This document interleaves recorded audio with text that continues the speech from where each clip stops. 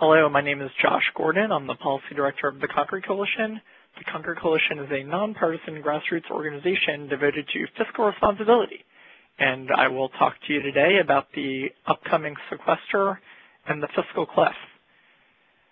First, let's get some background on where we stand fiscally. In 2012, we're projected to have a deficit of about $1.1 trillion. This is the fourth year that the deficit has been over $1 trillion, and that largely reflects the problems with the economy and the financial crisis. In 2008, the budget deficit was $455 billion, and at that point, that was the largest ever. So we really have had much larger deficits than normal, and as you can see, that's really because revenues are substantially low, because people don't earn as much, or if they don't have jobs, they don't earn really anything, and so tax collections drop tremendously when there's a recession. And then we're also spending more money, primarily on mandatory spending that acts as kind of automatic stabilizers, like unemployment insurance, food stamps, that people become eligible for when the economy turns south. So that has this big mismatch between revenues and outlays. When you have such large deficits, you borrow from the public. And so this shows our debt held by the public as a percent of our economy. Right now we're at about 73%. That's up from about 40% in 2008. And World War II, right after World War II, we had the largest debt held by the public as a percent of GDP in history, and that was 109% of GDP. Now, going forward, you can see that we're projected to eclipse 200% of GDP just in the next 30 years. And that would be a real problem. If we got to 200% of GDP, the economy would collapse, all kinds of bad things would happen. But the good news is we won't actually make it there, because that collapse would probably happen even sooner before we got to the peak that I show you on this graph. So the real key is, before we keep heading up that slope, we need to do something about those long-term projected deficits and the large debt.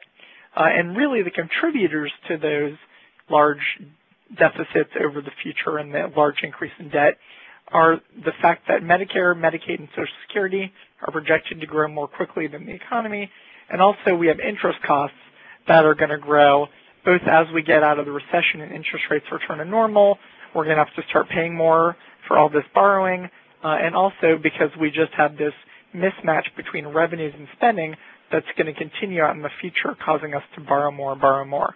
Now, all other spending in the federal budget is projected to shrink as a percent of the economy, including discretionary spending.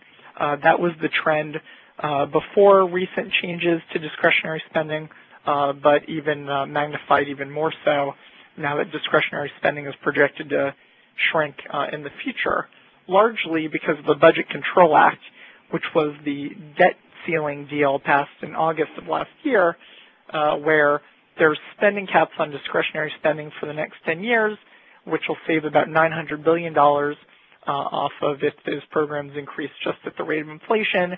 And then we have this automatic sequester due at the beginning of 2013, which is projected to cut $1.2 trillion over 10 years, $109 billion of that in just 2013.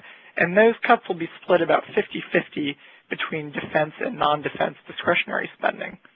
Now, what gets cut going forward with that trigger?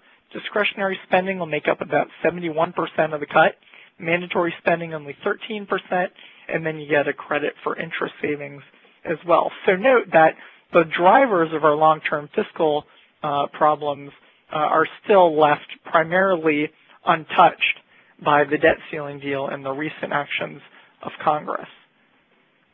So where would domestic discretionary spending be if you take all of this into account? Well, you have ultra-low spending by the end of this 10-year period, substantially lower than the historical average, and you can see that the original caps already brought it below the lowest level ever, and then the sequester just further shrinks it to about 2.5% of GDP. Now, the fiscal cliff is the term given to what happens at the end of this year, where the sequester takes place, but also you have a bunch of other changes to fiscal policy, including tax cuts expiring, Medicare doc fix.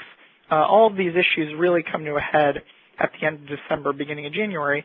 And CBO estimates that if we allow all of those things to take place, you have a pretty big shock to the economy, where the economy is going to slow down pretty dramatically, will reach another recession, and that's because you have all this large deficit reduction all at once, which would be a big economic problem.